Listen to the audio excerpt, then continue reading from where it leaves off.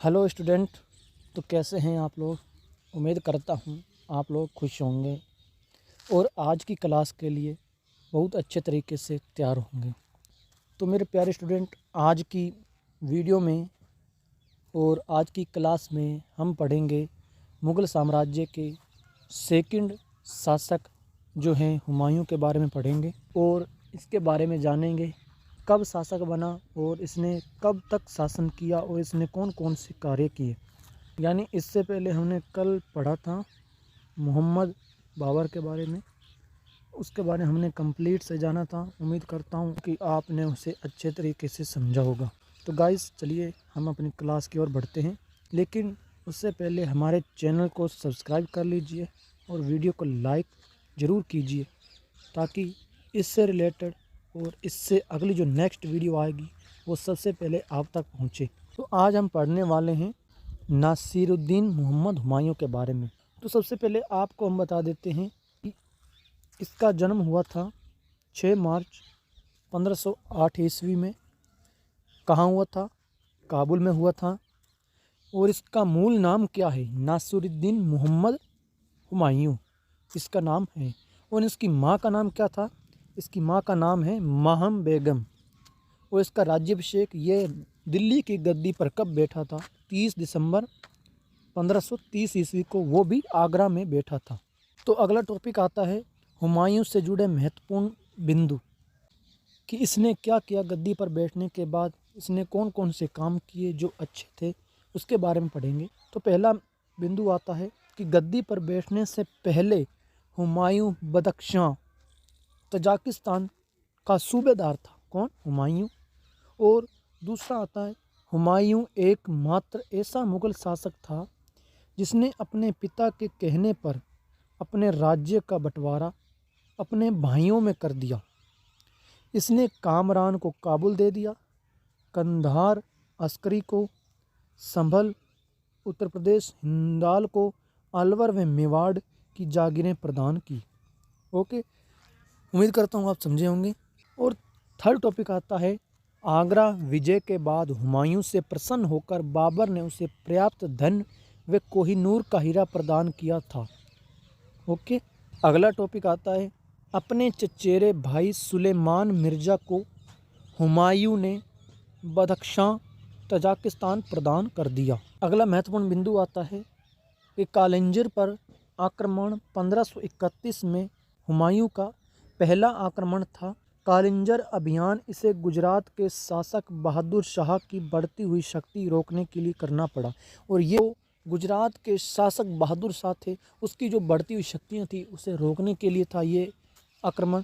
और अगला आता है देवरा उत्तर प्रदेश का युद्ध 1532 ईस्वी में हुमायूं व महमूद लोदी के बीच हुआ था।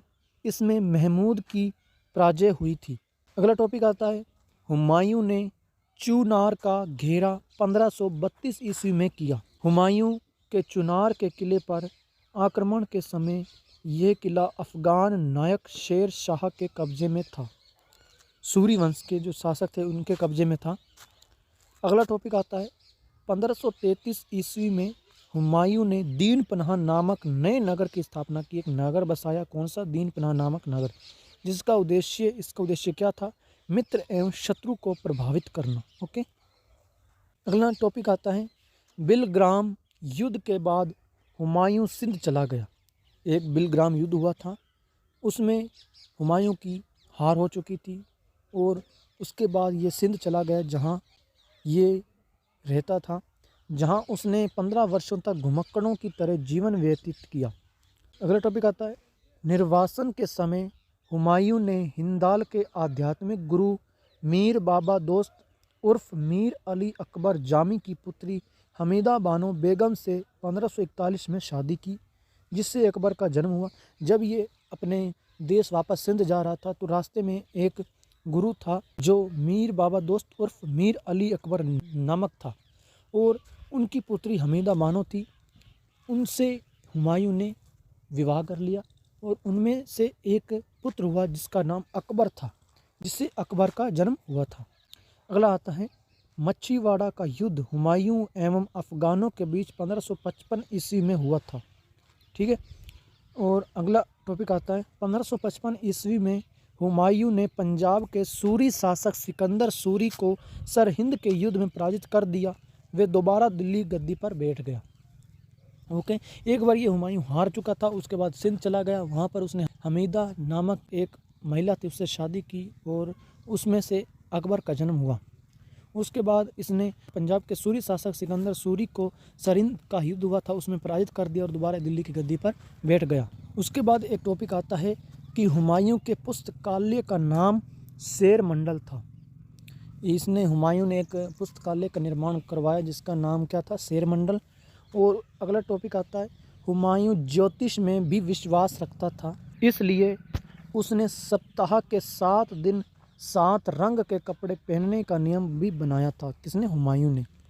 अब आता है हुमायूं द्वारा लड़े गए युद्ध, यानी हुमायूं ने कितने युद्ध लड़े थे, उसमें कितनों को इसने जीता। इसने पहला युद्ध लड़ा था देवरा का युद्ध 1532 ईस्वी में, दूसरा चौसा का युद्ध 1539 ईस्वी में, फिर आता बिलग्राम का युद्ध 1540 ईस्वी में और सरहिंद का युद्ध 1555 ईस्वी में।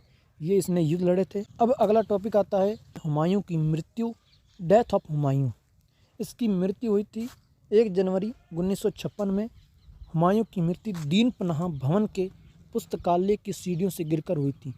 इसने ये शराब पी रखी थी, शराब का सेवन कर रखा था और एक दीन पनाह भवन जो हमने पढ़ा था और वहाँ पर एक पुस्तकालय है, वहाँ की सीढ़ियों से उतरते वक्त इसकी मृत्यु हो चुकी थी गिरकर।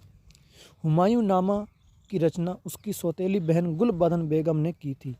जैसे बाबर नामा एक पुस्तक थी, वैसे ही हुमायूं नामा भी एक पुस्तक है, उसकी रचना उसकी बहन सौतेली बहन ने, जिसका नाम गुलबदन बेगम था, उसने की थी। तो स्टूडेंट, उम्मीद करता हूँ कि आपने यह पार्ट अच्छे तरीके से समझा होगा जो कि मुग़ल काल से संबंधित है।